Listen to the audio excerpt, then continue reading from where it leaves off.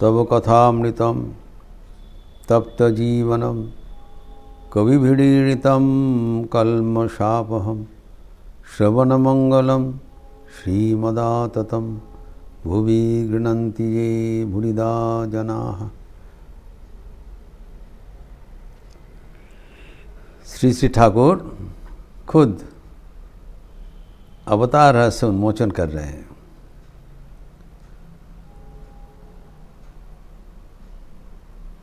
और किसके पास? स्वयं मास्टर महोदय के पास, जो कि उनका अवतार रहस्य उन्मोचन के प्रधान माध्यम है।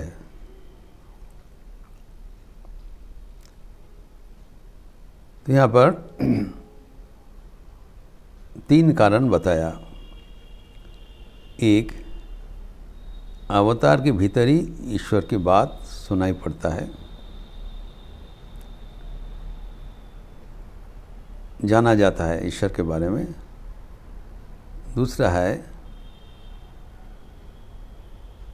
कि अवतार के भीतर ही वो विलास करते हैं। एवं तीसरा, रसास्वादन करते हैं। तभी हम लोग चर्चा किए हैं कि कैसे अवतार के भीतर भगवान के बाद जाना जाता है। अभी इसमें सिर्फ एक ही प्रश्न बचता है कि उनके बारे में तो और कोई भी बोल सकते हैं। देवतागण, ऋषिगण है, महर्षि है, देवर्षि है, जो कि इतने ध्यान भजन करते हैं, भगवान में तल्लीन होकर रहते हैं। तो उनके बारे में बताने के लिए उनको क्यों आना पड़ेगा?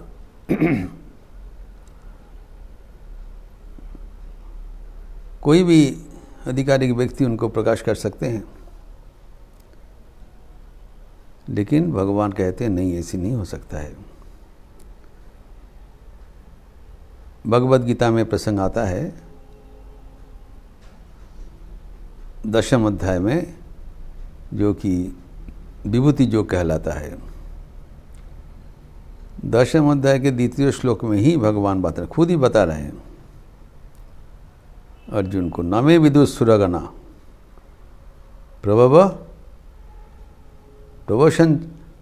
प्रभवंच महर्षयः अहमादिहि देवानां महर्षिणां च सर्वशः। मेरे बारे में किसी को पता नहीं, हमारा प्रभु, हमारी उत्पत्ति, ना देवतागण ब्रह्मा से लेकर देवतागण अथवा महर्षिगण, कोई भी हमारे बारे में नहीं पहचान पाएगा। प्रभु नहीं जानता है, क्योंकि मैं सबसे प्रथम हूँ, मैं सबके कारण हूँ।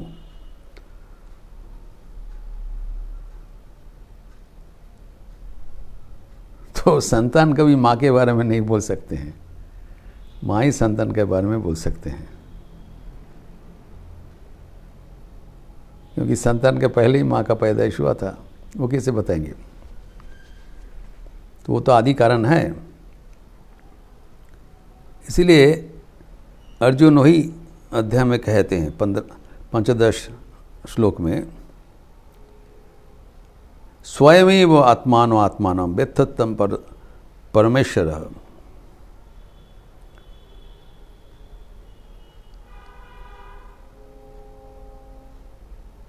तो आप ही आपके बारे में जानते हो। तो देव देव जगतपते है, आप स्वयमेव आत्मानो आत्मानं व्यथतं परमेश्वर, आप सबसे बड़े हैं और आप जगतपति हैं, आप देवता के सबसे प्रथम है। आप ही खुद आपके बारे में जानते हो। अतएव एवं जिसके बारे में क्या हुआ, असितो देवलो व्यास स्वयं च ब्रवीषि में आउस्ताम ऋषय सर्वे। ये सब ऋषिगण आपको बारे में बताया, असीत, देवल, व्यास सब आपके बारे में बताया, आप भी बताया, आपके बारे में और कोई नहीं जान सकता है। अतएव आप ही कृपा करके बता दीजिए आपके बारे में। और जो निवेदन कर रहे हैं आपके बारे में कौन बोल सकता है, आप ही काबिल है। तब भगवान उसके खुद ही बता रहे हैं, हंतते कथयिष्यामि, ठीक है तुम जो बोल रहे हो मैं बता दूंगा। तो इसीलिए बताने के लिए भगवान जैसे नारद रूप धारण करते हैं, श्री कृष्ण रूप से धारण करके अर्जुन के माध्यम से सबको समझा दिया, वैसे ही श्री रामकृष्ण रूप धारण करके सबको समझा दे रहे हैं। एक कारण हुआ। और दूसरा बताया कि विलास एवं रससदन। विलास के मतलब क्या है कि भगवान जब नर शरीर धारण करके आते हैं उनका दो रूप होता है, एक भक्त एक भगवान। दो रूप का पराकाष्ठा हम जो कृष्ण अवतार में देखा है, राधा एवं कृष्ण। राधिका जीव का प्रतिनिधि है, कृष्ण भगवान का प्रतिनिधि है। जीव एवं ईश्वर दोनों का मिलन ही राधा कृष्ण का मिलन का प्रतीक है। और दोनों आखिर में अभिन्न है। सो ये जो रहस्य है ये चैतन्य देव का अवतार के समय पुनः उद्घाटित हुआ स्पष्ट रूप से। इसलिए वैष्णवाचार्यगण जब श्री चैतन्य के बारे में बताया, ये विस्तृत रूप से लिखित है। श्री चैतन्य चरितामृत जो कृष्णदास कविराज का लिखित है, उसमें चैतन्य देव का जो आविर्भाव का रहस्य बताया। राधा कृष्ण चैतन्य चरित्र में लिखा है, राधा कृष्ण ओइछे सदा एक ही स्वरूप, लीला रस आस्वादिते होइलो दुई रूप। एक ही स्वरूप है राधा कृष्ण, लेकिन वो लीला रस आस्वादन करना है, जिसे बताया ठाकुर, रस आस्वादन करना, तो दो रूप धारण किया।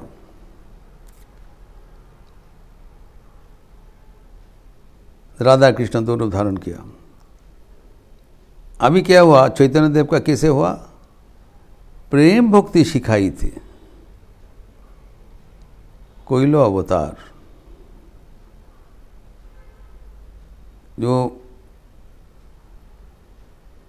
प्रेम भक्ति जीवगण को सिखाने के लिए, तो उनको प्रेम भक्ति सिखाई थे, आपने अवतारी, खुद को अपना अवतार किया है। राधा भाव कांति दुई अंगीकार करी, समझना पड़ेगा। राधा भाव कांति दुई अंगीकार करी, क्यों, प्रेम भक्ति सिखाई थे। आपने अवतारी राधा भाव कांति दुई अंगीकार करी, श्री कृष्ण चैतन्य रूपे कोयलो अवतार। श्री कृष्ण चैतन्य रूपे जो अवतार किया है वो प्रेम भक्ति सिखाने के लिए किया है। एवं उसमें क्या किया, राधा भाव जो कांति, राधा भाव राधा कांति दोनों उन अंगीकार करना पड़ेगा, नहीं तो नहीं होगा। ये है विशेषता, ये दोनों ही एक साथ अभी राधा एवं कृष्ण का एक ही रूप, स्वयं भगवान राधिका का प्रेम आस्वादन करने के लिए चैतन्य अवतार ग्रहण किया। आस्वादन करने के लिए बोल रहे हैं ना ठाकुर, वो किया चैतन्य अवतार में। तो अब इसमें क्या हुआ, दोनों हुआ। इसीलिए जो चैतन्य चरितामृत में कृष्णदास कविराज कहते हैं, সেই দুই এক এবে চৈতন্য গোসাই,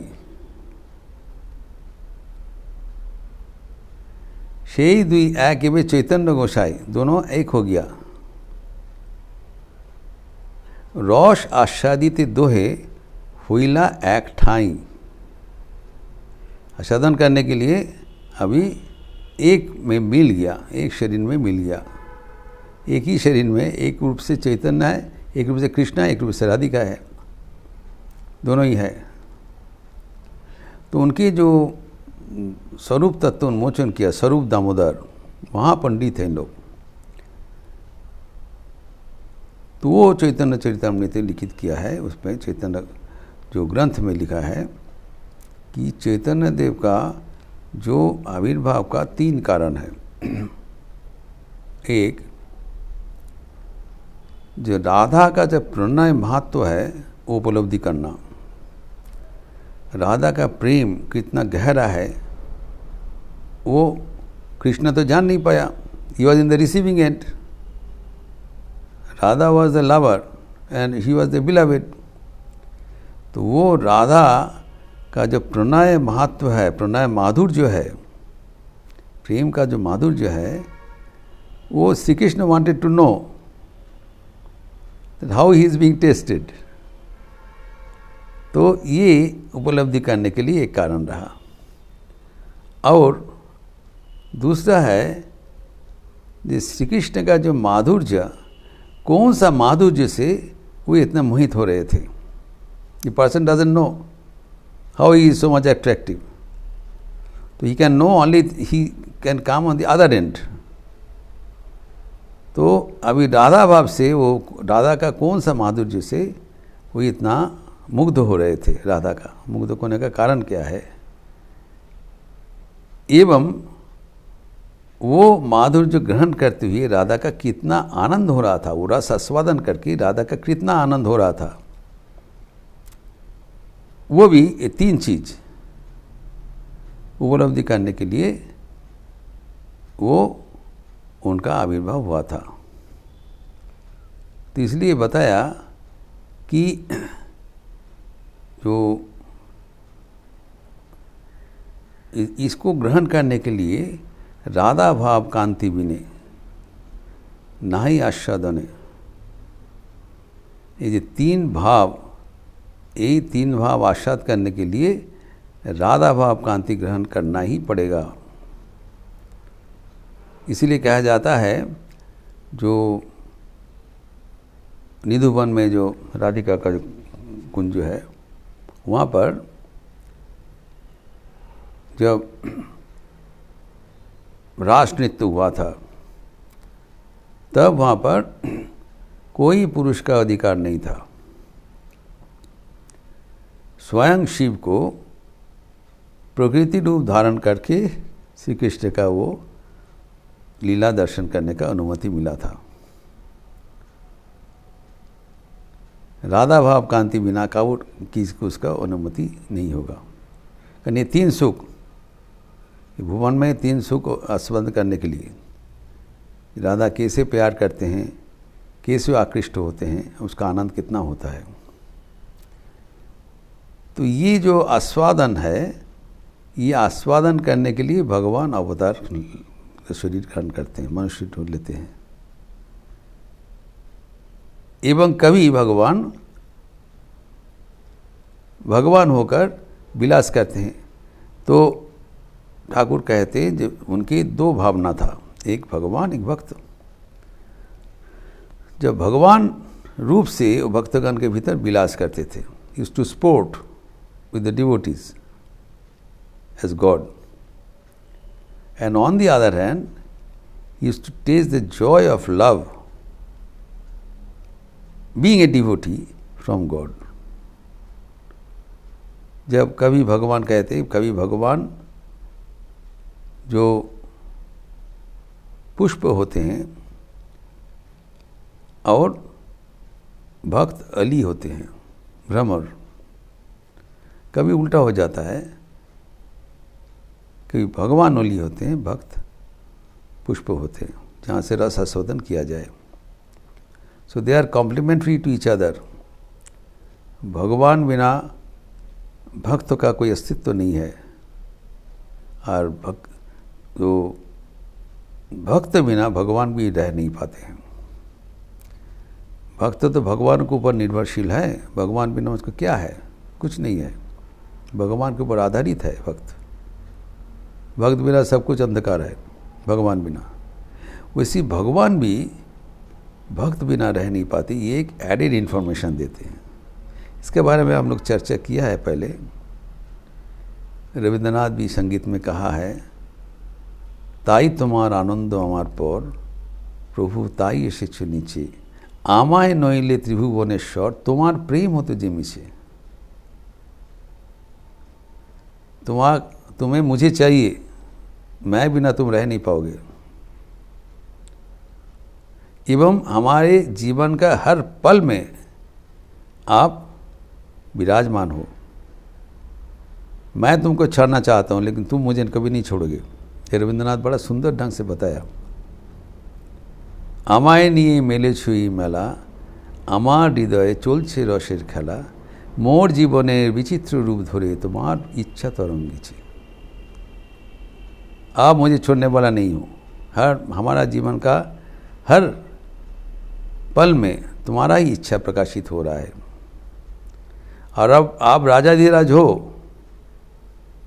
मैं तो अकिंचित कर हूँ, कुछ नहीं हूँ, लेकिन इतने राजाधिराज होते हुए भी तुम मेरे पीछे पड़े हुए हो। ताई तो प्रभु राजार राजा हुए, तबु आमारी हृदय लागी, फिरছো কত मनोहरण बेशे, प्रभु नित्य आछो जागी। आप सदा जागृत है, नाना प्रकार का मनोहरण वेश धारण करके हमारे सामने आते हो, मेरे इंतजार में, कब मैं आपको पुकारेंगे, ये इंतजार है तुम्हारा। मेरे बिना तुम रह नहीं पा रहे हो, यही तुम्हारा विलास है। ताई तो प्रभु हेताई एले नेमे, तुम्हारी प्रेम भक्त प्राणेर प्रेमे, मूर्ति जेथाय जुगल सम्मिलने, तुम्हार पूर्ण प्रकाशिछे। मूर्ति तुम्हार जुगल सम्मिलने सेथाय पूर्ण प्रकाश, तुम्हारा पूर्णता तभी प्राप्त होगा जब जुगल सम्मिलन होगा। जुग्म भाव से भक्त भगवान एक साथ नहीं रहने से वो इट बिकम्स इनकम्प्लीट। इसीलिए तुम्हारा जो आसन छोड़ के यहाँ पर अवतीर्ण हुए हो। ठाकुर कहते मानुष रूप धारण करें, वो उनका राज छोड़ के यहाँ पर आते हैं मनुष्य रूप धारण करके, टू मेक हिमसेल्फ फुल, पूर्ण प्रकाश के लिए। एवं वो तभी होगा जब जुग्म सम्मिलन होगा, भक्त भगवान का मिलन होगा। भगवान इसलिए कह रहे हैं कि लीला विलास एवं आस्वादन करने के लिए ही भगवान अवतीर्ण होते हैं। ये अपूर्व कथा, फिर इसको आगे भी ठाकुर बता रहे हैं, जिसका चर्चा फिर हम अगले दिन करेंगे। ओम शांति शांति शांति। हरि ओम तत्सत। श्री राम कृष्णार्पणमस्तु। आज रविवार का अवसर है, गॉस्पेल ऑफ श्री रामकृष्ण का प्रवचन है 10:30 बजे शाम को। युवाओं के लिए यूथ काउंसलिंग, पर्सनालिटी डेवलपमेंट, व्यक्तित्व का विकास, भारतीय व्याख्यान का पाठ और व्याख्यान एवं निर्देशित ध्यान, गाइडेड मेडिटेशन शाम को 5 से 6 बजे मेरा भी रहेगा। यूथ काउंसिलर शोभित नारायण भी रहेंगे एवं संध्यारती के उपरांत सामूहिक भजन, कोरस सॉन्ग, इसके साथ साथ जप यज्ञ भी चल रहा है। आप लोग अवश्य उसमें शामिल हैं। एक आध्यात्मिक भावधारा में आज रविवार को हमें बिताना चाहिए। आप लोग सब स्वागत है। अच्छे रहिए, स्वस्थ रहिए, आनंद में रहिए। नमस्कार।